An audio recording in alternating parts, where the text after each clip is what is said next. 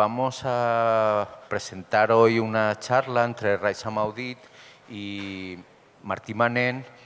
La charla, o sobre todo, se marca en la exposición que Raisa presenta en Virreina en la planta 0 y que, si no habéis visto, os recomiendo encarecidamente, y en la que Martí Manent es el comisario. Es una exposición, diría, bueno, para Virreina es una exposición importante y significativa. Cada vez que nosotros trabajamos con un artista que está en plena producción, que está activo, que tiene que hacer un ejercicio de lectura del espacio de la institución, cada vez que trabajamos, cada vez que hacemos un proyecto así, la institución Virreina se agita un poco. Ya dije, lo mejor que puedes pasar a las instituciones es que se agiten, que se desborden. No, pues la institución está pensada para no desbordarse, para estar siempre igual, para estar dentro de 200 años igual que esta tarde. Y es al revés, sería bueno que las instituciones de aquí a 200 minutos, no 200 años, cambiasen, ¿no? Entonces, cada vez que hacemos un proyecto que nos mueve, que nos agite, nosotros nos da la sensación, no sé, es algo extraño, como que crecemos, como que... Y el proyecto, por otra parte, pues está teniendo una recepción muy especial y muy particular. Es decir, que también confirma otra teoría que tenemos un poco desde Virreina, que es que las audiencias cada vez son más sofisticadas, más inteligentes, más preparadas, ¿no? Hay otro marco, quizás si queréis un poquito más personal, por el que tenemos esta conversación también.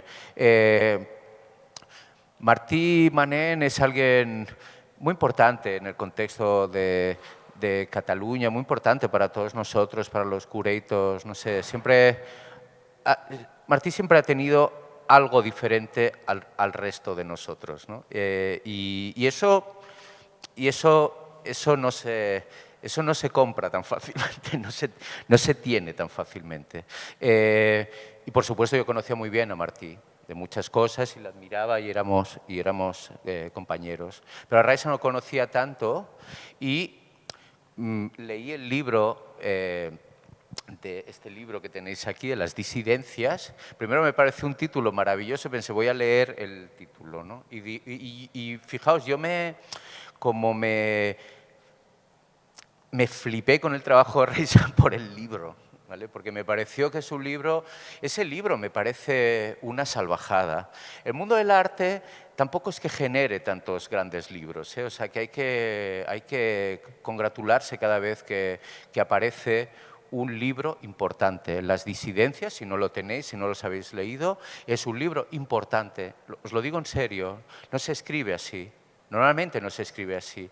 La gente no escribe sin tanta estrategia, no escribe tan frontalmente, no escribe incluso rozando lugares epistemológicamente fuertes. Es un libro que pasea por algunos acantilados que no todo el mundo tiene el valor de pisar. Me parece uno de los grandes libros que se han escrito sobre arte, sobre relaciones humanas, sobre proyectos, etc. Y nos gustaba celebrar esta conversación también en homenaje a ese gran libro que de alguna manera fue el detonante de todo este proyecto que presentamos en Virreina y que estamos tan contentos y tan felices de llevar a cabo. Así que nada más, os dejo con ellos, que son los que habéis venido a ver, y os agradezco vuestra visita. Muchísimas gracias, Valentín. Es un enorme placer estar aquí, haber trabajado contigo, con tu equipo y compartir horas y días alrededor de la literatura y el pensamiento, la escritura, el proceso de escritura, ¿no? y ver estas conexiones, ver este asumir un riesgo, que es algo que comentabas. Las instituciones están pensadas no para el riesgo, sino precisamente para todo lo contrario, para el control, para el rigor, para no salirse de la norma. Y con esta exposición, Raisa se sale completamente de varias normas. Es una exposición donde se genera una estética muy particular, donde se genera un tipo de ritmo muy especial, donde se genera un vocabulario propio y un vocabulario complejo que va creciendo, que se va desdibujando, se va escribiendo de nuevo mientras vas paseando por las salas de la exposición. La idea era, después de esta invitación, hablar sobre procesos de trabajo, procesos de escritura, procesos artísticos en colaboración. Desde algo que tampoco es tan habitual. ¿Qué pasa cuando escribes a cuatro manos, cuando lees al momento y cuando estás en este proceso que no sabes si es escritura o trabajo editorial y cuando todas las cosas se van mezclando? Y todo esto empezó gracias a ti, Raisa, con una invitación. Ya había que hacer así como el gesto, sí que estaba encendido el micrófono, yo tenía mis dudas. Es que habéis dicho muchas cosas. Es como...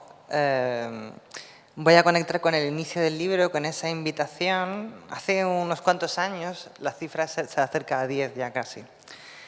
Y estaba yo un poco en la miseria. Que eso es una cosa muy normal de los artistas, que siempre estamos como subiendo, bajando. Y hay una sensación como de despertenencia.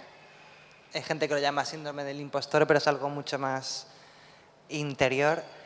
Y pensé, voy a escribir un libro con gente y que ese libro aborde la disidencia como un acto como de escritura sin pensar, como algo que entra en tirarse como a la fosa. Entonces yo en ese momento pensé en invitar a varias personas, entre ellas estaba Martí, pero yo tenía muchas dudas en general.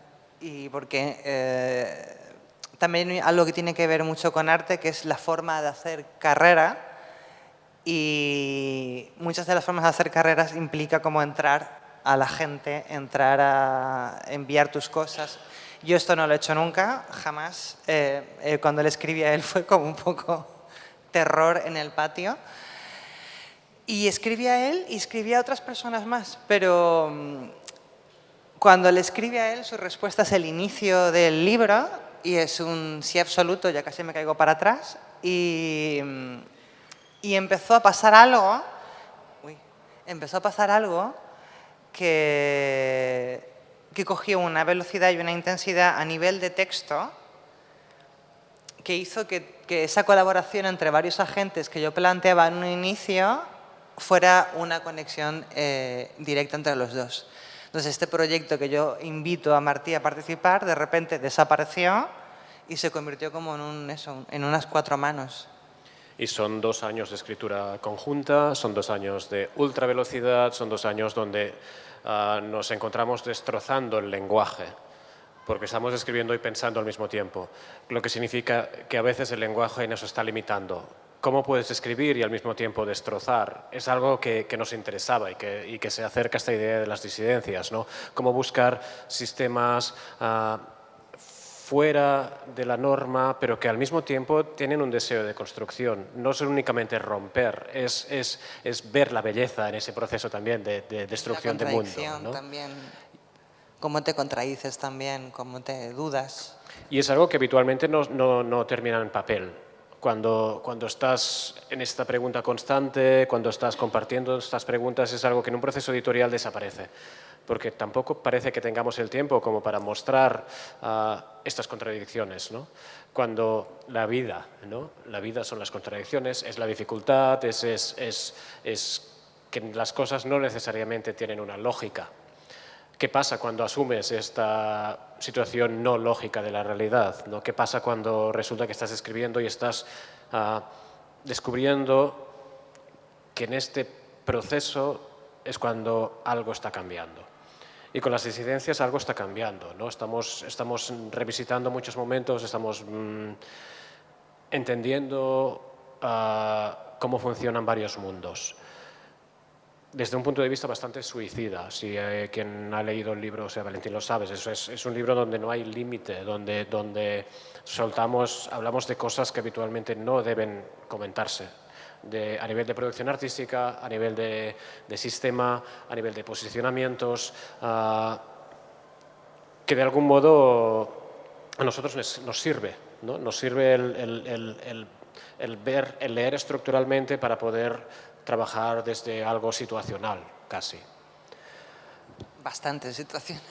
¿Cómo es tu proceso desde estos inicios? ¿Cómo entramos en velocidad y empezamos a escribir? ¿Cómo lo ves? Porque tú y yo hablamos básicamente a través de escritura. Es que yo todavía como que no he terminado ni de procesar las disidencias, creo, todavía, emocionalmente hablando. Es que hay algo como en la escritura, bueno, yo supongo no, en todas las prácticas artísticas, que tiene que ver con la estética, que es el pensar cómo te reciben los demás, en cualquier disciplina artística. Y lo que pasó en las disidencias es que nos olvidamos completamente de eso. Entonces pasaron cosas a nivel textual y a nivel de análisis que no habrían sido posibles de otra forma, tampoco. Y algo que yo creo que termina en esta idea como de confianza que se construye a través de crear y no necesariamente de conocer, sino conocerte a través de crear. Y a través de escritura también es, o sea, ahora estamos hablando y Raisa y yo podemos hablar, pero no es nuestro sistema habitual de conexión. O sea, nos escribimos. Vivimos estamos en hablando diferentes países. mediante texto y no mediante voz. Podemos hablar cada día, pero esto no significa que nos tengamos que ver, ¿no? Es como, y entonces la escritura tiene una velocidad que no tiene el cuerpo. Cuando escribes eres mucho más rápido y no hay límites. Y creo que es algo que de algún modo aparece en este libro. También lo vimos, y es un libro que edita Storm and Drunk, porque es un libro que es casi imposible de editar. Sí, tuvimos varias conversaciones, bueno, vamos a hablar como así en abstracto, con editoriales, y con respecto a llegaba el libro, hay que pensar que los textos se escriben en vivo. O sea, yo recibía, esto es un poco como Meg Ryan y me he olvidado el nombre de él porque Meg Ryan es demasiado guay. El otro. No me acuerdo de su nombre. Pues esta película, You've Got Email. Llegaba un email de Martí y yo podía estar a las 2 de la mañana, que yo digo, no, lo lees mañana, y al final acababa leyéndolo entonces y acababa escribiéndolo, prácticamente inmediato. Era como una especie como de... por eso digo que aún estoy procesando lo que sea que pasara con esa energía ahí desplegada. Entonces, cuando escribes así, tienes párrafos de una página o una página y media. Y cuando intentábamos tener esa conversación editorial, claro, lo que se nos planteaba era reescribir justo lo que queríamos, lo que es el núcleo del libro, que es esta conversación directa de nadie está mirando, pero todo el mundo está mirando. Y es mucho de hablar del rey desnudo, es mucho hablar de cómo funciona el sistema, es mucho hablar de cuáles son los miedos adquiridos, cuáles son las posiciones y cómo nos movemos todos y todas en este contexto, ¿no? Poner nombres y adjetivos, hablar de individuos y ser consciente de que es un tipo de ejercicio que en el fondo es muy sano, ¿no? El poder soltar todas las cosas sin necesariamente querer que eso se termine. O sea, formamos parte de este sistema. No, de hecho terminamos porque sí. No fue como vamos a terminar, no, sino como de repente terminamos. Sí. Ya está, como pues ya. Y hay muchas como metáforas o figuras que van apareciendo en el libro. Hablábamos del virus, y esto era antes del virus, ¿no? Nos encontramos con muchos momentos extrañísimos con la escritura de este libro, de algo profético. Sí, pues yo te digo que eso ha contagiado un poco todo a partir de entonces. Como que un poco ese libro, a mí al menos, yo por ti no puedo hablar, pero a mí al menos me hizo un clic heavy que todavía estoy como bascullando y han pasado pues casi 10 años, no, 8, 7, ay. Y es extraño para nosotros de algún modo el hecho de que el libro se publique y la conversación sigue. ¿Qué pasa, no, con todo este texto que seguro que muchas de las personas aquí tienen, ¿no? O sea, todo este material que se genera, que es textual, pero que nunca terminará, bueno, no lo sabemos, en un formato libro, ¿no? El formato libro para mí tiene muchísimo interés y es como este deseo, esta carta que dejas para que alguien lea en un momento que no sabes cuál será, ¿no? Y que puede explotar. Lo que hemos visto con este libro es que realmente explota.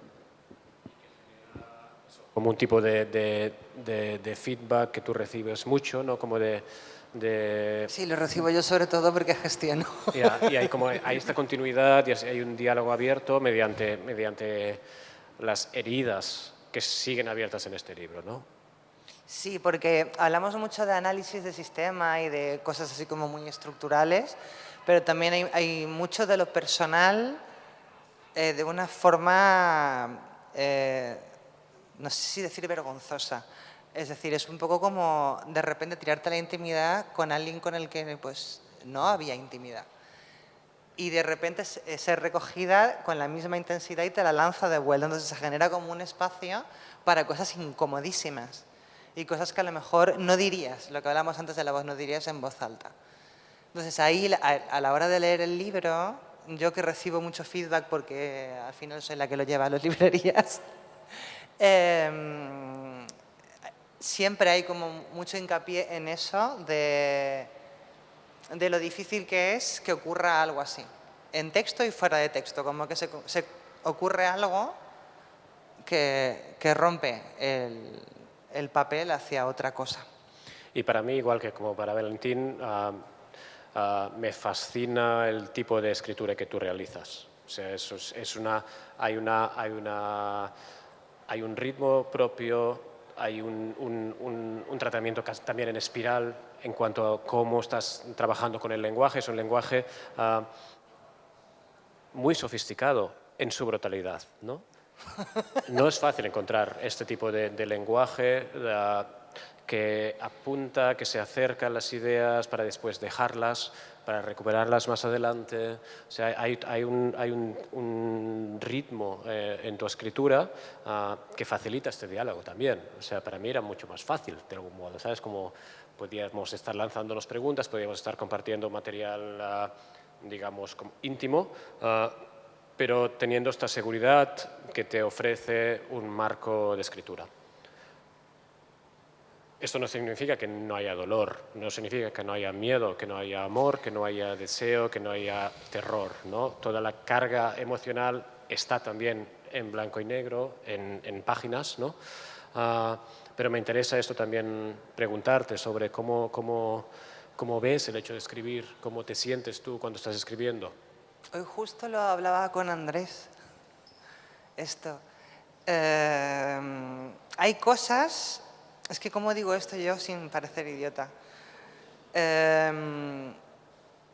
Hay cosas de la creación artística que a mí al menos me generan como cierta fragilidad o cierta desconfianza, y hay otras en las que es melena suelta, pues un poco como hoy.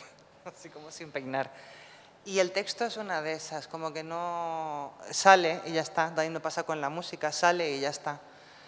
Pero siempre he sentido como que es una cosa desbocada, que no la puedo como controlar y que funciona cuando no la controlo. Aún a pesar de que controlo muchísimo. O sea, como que es una especie de contradicción que va pasando. Pero en las disidencias no había control, porque yo estaba constantemente sorprendida. Porque he buscado sí.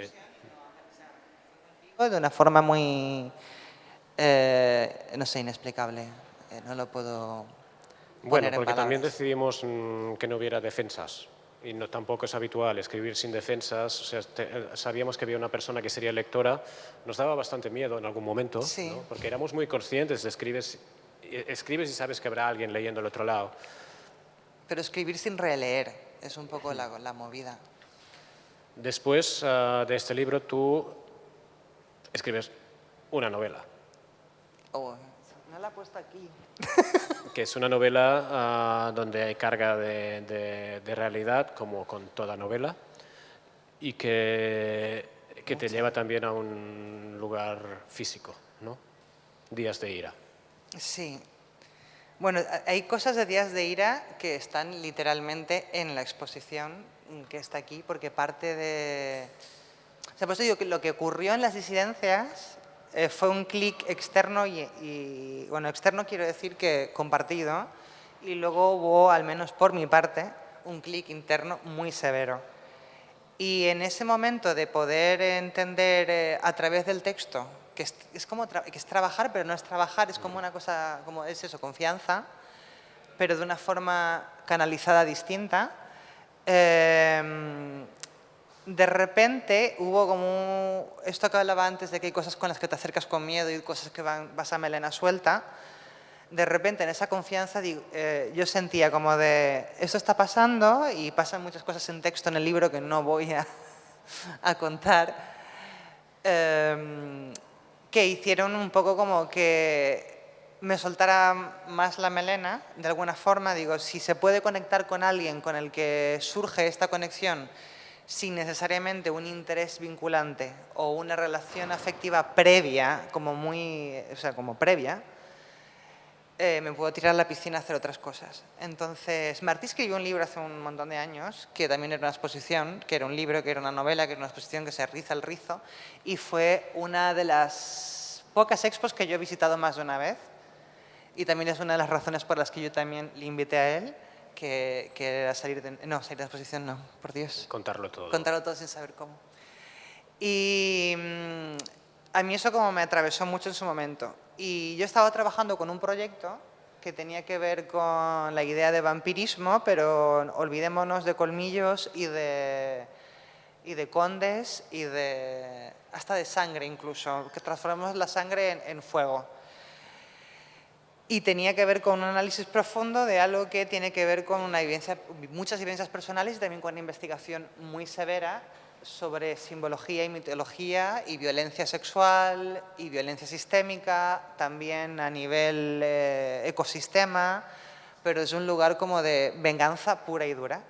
Entonces, para esa obra yo pensaba mucho en este libro de Martí. Y yo en un principio, sin tener la melena suelta, ahí me vino bien la pandemia, iba a escribir otra vez un libro a no sé cuántas manos. Y bien la pandemia, me dije, no vas a escribir un libro de cuantitas manos, porque no va a ocurrir esto 2 veces. Y escribí una novela en 2 meses. Una novela que es la exposición también, que es la investigación, que también da diferentes relecturas a las piezas, que algunas están aquí, y que luego ocurre algo bastante mágico, y es que empiezo a empezar a leer el libro de las revelaciones de Juan de Patmos o el Apocalipsis de bíblico, que conocemos, y a convocar a través de la escritura y en algunas piezas que componían la exposición a través del sonido y de la voz, un quiebre de la tierra en la que hay una venganza de ciertas mujeres que murieron violadas y asesinadas en un lugar concreto en el que yo también viví X vivencias. Entonces, 2 meses después de estrenar esa exposición, de repente estalla un volcán en ese mismo lugar y todo ese lugar que yo reconocía de esa belleza y esa violencia desaparece completamente. Y se conecta con esta capa profética también que tenía las disidencias. Y de ahí se tira el hilo. Sí, o sea, estamos hablando de un lugar, en tu novela hay esta explosión, hay este fin del mundo y al cabo de unos meses ocurre en la realidad y tú estás allí y estás viendo cómo la lava se está acercando. Bueno, mi vida se destruye un poco ¿Dónde todo, estás? en todas las capas. Y ves esto, un fin del mundo real, ¿no? Como me interesa, pero revisar esta idea desde dónde escribes, ¿no? El escribir desde la rabia, el escribir desde qué momento se escribe Días de ira, ¿sabes? Como... Ahí hay una respuesta muy clara. Yo Días de ira lo escribí en mi cabeza un montón de veces, porque se trataba de buscar recuerdos que recuerdo recordar, pero no recuerdo, como rebuscar en el trauma, y al mismo tiempo que rescato de ese trauma o de esas vivencias para poder componer esto que yo llamo esa esencia vampírica. Y en ese plano lo escribí en mi cabeza un montón de veces, con música, sin música. De hecho, hay una playlist dentro del libro, porque es como de cada capítulo tiene que ver con, pero no, es una cosa que surge después y no antes, como que la cosa va desordenada. Y entonces llegó un momento en el que lo tengo que escribir y faltaba como 1 mes, 2 meses para el opening de la exposición. Y recuerdo escribirlo la mitad en Madrid, la otra mitad, una parte en Madrid, un buen trozo en Barcelona y en Lleida, y la última parte en Estocolmo, como corriendo entre aeropuertos, escribiendo a deshoras. Y salió todo del tirón. Y yo entendía que el libro tenía que ser un vampiro, igual que la exposición tenía que ser un vampiro, es decir, tenía que no dejarte salir. Entonces, tiene que ser una escritura rápida, tenía que ser una escritura rápida, prácticamente sin metáforas, muy poca poesía y muchísima velocidad. O sea, escribir literalmente como piensas cuando estás agrediéndote en esa voz en off, que ocurre en el libro. Hay varias voces que ocurren y luego... Pero es como una multiplicidad, que es la idea que entiendo yo, como de esa respuesta al trauma te multiplica en varios seres.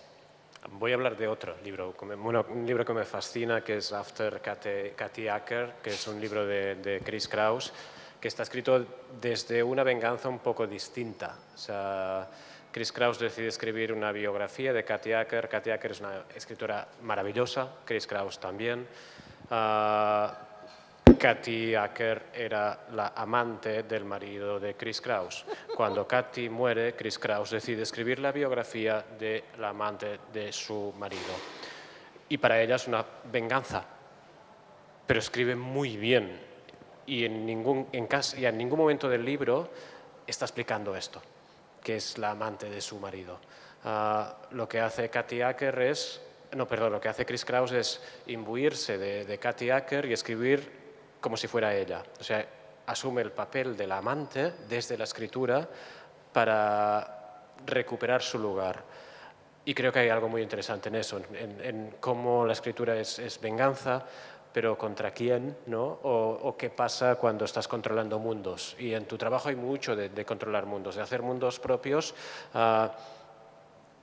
aceptando su fin también, ¿no? Y en esta exposición lo que tenemos aquí es una creación de un mundo también. Bueno, aquí bastante literal, literalmente planetas. Pero sí, y allá lo que tiene la escultura, iba a decir, madre mía, la escritura, y pensar en artes visuales desde la escritura también, que es un poco lo que pasa ahí y lo que pasa, pues yo creo que sí, conmigo mucho, porque es donde me puedo fluir con más destreza y traducirlo luego a otros lenguajes. Es que te permite llegar a determinados límites que otras disciplinas no te permiten. No te lo permite la imagen, no te lo permite el sonido, y mira que el sonido permite prácticamente lo máximo que puede existir. No te lo permite lo audiovisual, no te lo permite, pero la escritura te permite llegar a lugares a lugares muy incómodos. Y desde esos lugares incómodos puedes crear y destruir sin caer en esta idea de dominación, sino como estar dentro de la espiral, dentro de la propia confusión y dejar como que quien sea que se acerque a ese material recomponga las piezas como pueda. Esta idea de espiral, de algún modo, habla también de una escritura, de un tipo de construcción que huye de cierta linealidad. O sea, la espiral permite conectar distintos momentos, permite saltar de un lugar a otro, y es algo que vemos también a nivel físico. O sea, esta exposición aquí tiene 4 actos, 4 momentos, pero pueden estar combinados y puedes empezar donde quieras, de algún modo, ¿no? ¿Cómo ves este tipo de traspaso, digamos? De hecho, la exposición es capas y capas de lenguaje. Y empezamos con manos, con gestos, que es símbolos o signos lingüísticos. Sí, hay muchas cosas pasando aquí y es la primera vez, creo, que no intento explicarlas. Por eso que pienso siempre en texto. De hecho, cuando estudiaba siempre me decían, ¿por qué en vez de hacer una obra no escribes un libro? Y todo el rato, qué pesadilla. Y al final es como gestos. No fue lo primero que nació, pero fue casi lo primero porque nació junto con la música. Y es un viaje temporal aún mayor que el siglo XII. O sea, parto de Siracusa, del origen de la oratoria, del exordio, de la narratio, de de los primeros gestos que al final se acabaron convirtiendo en gestos religiosos, de los que partieron la mayor parte de religiones mayoritarias, pero que también son los gestos que forman parte del inicio de las ciencias políticas. Como que hay ahí como un momento en el que eso está combinado una vez más con esta cuestión de la ceniza volcánica y de la destrucción de mundo, casi como una mezcla entre una suerte de ocultismo con teología escatológica. Y luego está la capa musical, que es lo primero que nace justo con eso. Antes de imaginar el mundo, yo imaginaba el mundo y lo que hice no fue componer con partitura, lo que hice fue como tocar imaginando algo que no sabía cómo lo iba a crear, porque luego hay aquí vídeos creados con motor de videojuego y programación, pero yo no sabía programar. Entonces yo imaginaba cómo podía crear este universo, ya sabiendo la invitación de Virreina a que hiciéramos un proyecto, y tocando. Y salió esta sinfonía que ahora mismo sigue sin tener título, yo llamo sinfonía rara, pero tengo que buscar algo mejor, que a la hora de montar la exposición, lo más curioso, que yo lo comentaba también antes con un amigo, con Andrés, que ya le he mencionado 2 veces, es que está como pensada en 4 partes y eso, creada de una forma como muy emocional, muy de dejarte llevar por el instrumento.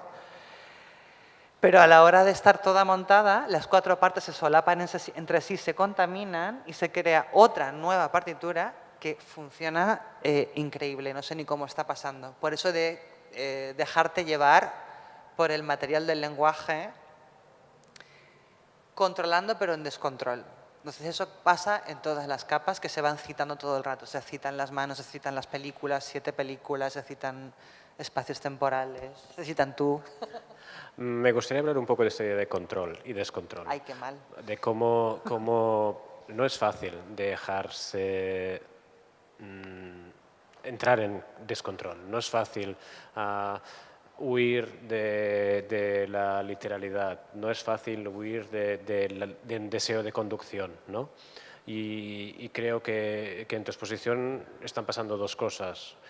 Uno, estás abriendo un campo estético que no es el habitual. Estás permitiendo una lectura física también de una exposición, que no estamos tan acostumbrados a ello, porque hay un entrenamiento de cómo se lee una exposición y aquí se podría leer, pero parece que no, ¿no?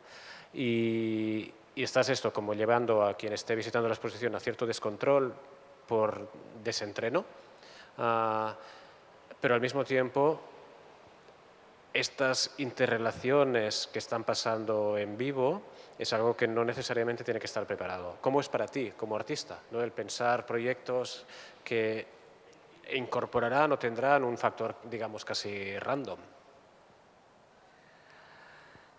Terrorífico. Terrorífico. Yo lo llevo muy mal. Casi diría como que se trata como de una especie como de, no diría si autoterapia, pero como que es el lugar en el que encuentro como para poder como estallar por los aires, pero si pienso en que estoy estallando por los aires, jamás lo haría. Entonces por eso necesito como tirarme a la piscina mucho y encontrar razones para estallar. Y las razones para estallar siempre es aprender algo. O sea, como entrar en otras disciplinas que no haya controlado antes, como llevarme a lugares muy difíciles, lugares en los que voy a fracasar, entonces puedo hacer eso. Si lo he hecho antes, ya no sirve. De hecho, en este caso ha sido de la programación, ha sido de la robótica, ha sido bordar de repente, como cosas que me generan angustia y que tienen que ver con eso. Controlar el descontrol es llevarte a un lugar en el que te sientes incómoda y hacer de ese lugar la comodidad. Traduciendo casi, para hacer la exposición, Raiza decide esto, hacer una sinfonía, tocar una sinfonía, registrarla, pero después también aprende a programar código para crear un mundo digital, crea un mundo digital, aprende código robótico para tener piezas de movimiento, trabaja con material técnico, con escultura, con metal, con altavoces, con muchísimas cosas que vas aprendiendo para hacer la exposición. Es casi impensable que estas cosas pasen. Como vamos a construirlo todo desde cero y más en un espacio que multiplicas también por estas capas. O qué significa incorporar bordado, qué significa incorporar la multiplicidad de códigos mezclándose entre sí. Creo que hay también un gesto de enorme generosidad por tu parte al abrir estas posibilidades, este campo y recuperar también una idea que te sirve de espejo y pensar que en el siglo XII pasó algo que deberíamos mirar. Pero no nos estás necesariamente explicando lo que son las beguinas, porque no es tu rol. No estás haciendo una exposición que va sobre tal cosa, sino es un punto de partida simbólico donde agarrarse también, de algún modo conceptual, a un deseo de que en este fin del mundo en el que estamos podamos tener algo de fe. Sí, o sea, es como de que la idea de fe, esto apareció como al inicio, que empecé primero por teología en plan pedrada máxima, leyendo a Ratzinger, o sea, como cosas muy heavies, y que hay aquí alguna compañera que me vio hacerlo en las residencias de Matadero. Y descubrí como una serie de corrientes que analizaban también esta idea de la fe como este acto que también tiene que ver con el activismo político, que es cuando tú estás haciendo algo sabiendo que no vas a ganar, sabiendo que no, que esto hablamos mucho en las disidencias, sabiendo que no vas a ganar, sabiendo que ya has perdido, pero existe este sentimiento que te hace continuar porque sabes que hay algo en ese proceso de activar una acción política o incluso de ser artista en sí mismo, que va a contagiar a otra persona. Entonces tú mañana no estás, pero habrá otra persona que ya siga por ese camino, esa persona llevará a otra. Eso es una idea de fe. Entonces ahí es la forma en la que yo me acerco en este caso a la teología y a las beguinas muy concretamente, porque es literalmente lo que hicieron. Contagiarse las unas a las otras de forma desordenada, anárquica y también protoanarquista, y sobrevivir 8 siglos. Entre países, entre silencios, entre libros, entre rumores, entre creencias, entre sensualidad y sexualidad también. Entonces, encontrarme con ellas fue como un poco en clave de eso que yo estaba intentando buscar. Cómo sobrevivir al sistema sin que el sistema te engulle del todo. Y vemos esto como un movimiento, una serie de mujeres que sobreviven eso durante 800 años a una cantidad de ataques ingente, a una voluntad de invisibilización por parte del sistema, pero lo que hacen es no responder de algún modo, sino generar sus propios mundos, generar sus propios códigos, tener sus códices y buscar complicidades secretas. Sí, y el contagio, como la idea de... Porque o sea, hay una capa enorme dentro de lo que podríamos llamar las beguinas o las terciarias o las beatas, porque hay como diferentes formas de llamarlas del mismo nombre, que se trataba de contagiar, de crear lingüística. El francés moderno viene de los textos que ellas traducían del latín a los idiomas que no estaban reglados. También a nivel sexual, a nivel económico, de creación de sistema económico propio, de rebelarte contra el sistema, tanto de clase como de matrimonio, de vivir de una forma en la que esto no se puede hablar desde el presente y desde luego no desde la perspectiva del análisis histórico, pero hay muchísimos documentos, hay mucha información que hablan también de una genealogía queer dentro evidentemente, de los beguinatos y de entender la gente, el hecho de que ellas se reunían y vivían juntas para protegerse, pero su idea principal era proteger al resto.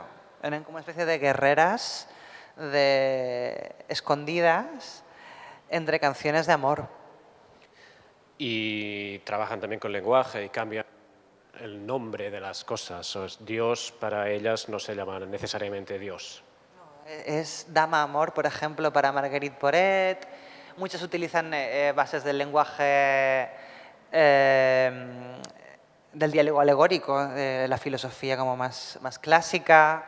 Se escriben las primeras biografías, incluso no a través de ellas, la experiencia mística también. Muchas de ellas, la mayoría, fueron completamente anónimas y su legado no ha llegado a ningún lugar en el sentido de que ha llegado a muchos otros lugares, pero que no han podido ser traducidos. De ahí está como esta cuestión del código roto. Pero generar código significa posibilidad de ofrecer mundos. Código es algo que debe ser manipulado por otras manos. Es un sistema, es una gramática, ¿no? Es este deseo de hacer lenguaje de algún modo y escribir mundos. Mundos que después serán recuperados por otras voces, serán manipulados, serán subvertidos, pero allí están. Y desde el siglo XII al siglo XIV, con la poesía mística, hay una conexión. Y ellas logran también que eso sea ocupado por otros cuerpos, ¿no? De algún modo. La última beguina muere supuestamente en 2013, supuestamente porque hay continuidad, no hay como y algo Claro, que este ha autor sido de secreto Meninas de como algún que, modo. o sea, yo considero a Simone Weil una heredera de lo beguino en general, aunque ella no se denominara como tal, pero es su estela. Y en esta conexión extrañísima con teología y feminismo, o sea, Julia Kristeva, que es como un nombre también importante en esta exposición, está allí, o sea, hay como en esta imposibilidad de dar respuestas se encuentran campos de pensamiento que se conectan, como sería el arte, la fe, la religión, la política o la lucha, ¿no? Y la soledad y el amor y Y- sí, sí, y gatitos. Y estar también, y estar en esta voluntad de no necesariamente comprender, ¿no? Y es porque hay algo que también descubrí mientras aprendía, no Arduino para la robótica, que es más cerrado, pero sí en Unity para crear el universo digital en programación C#, que es cuando ya te metes más en código con un poco más de problemática, porque no hay un objeto físico al que manejar, no va amarrado a un motor o a un sensor, sino que estás construyendo física, estás construyendo la idea de tiempo, desde código, etc. Y esto que hablabas antes de los tiempos de escritura, bueno, lo he hablado hace un montón de rato, pero yo he vuelto otra vez.